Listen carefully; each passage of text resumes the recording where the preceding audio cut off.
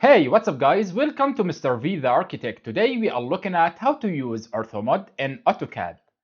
Like this rectangle, I want to move it. Let's move it, M, then press space, select any point that you want, and it is move anywhere that I want. I want it linear, like X and Y.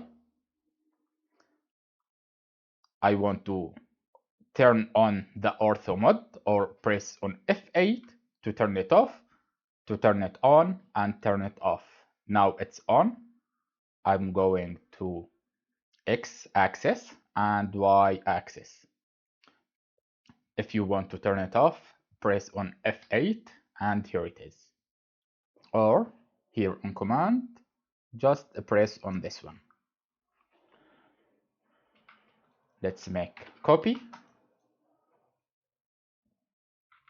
I want to use hatch in these rectangles.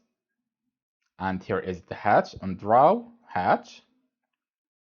Then select any type that you want. Let's make this one. And let's change it to this one and this one. I want to scale it. Let's make it 0.5 and no, let's make it 0.05 and here it is.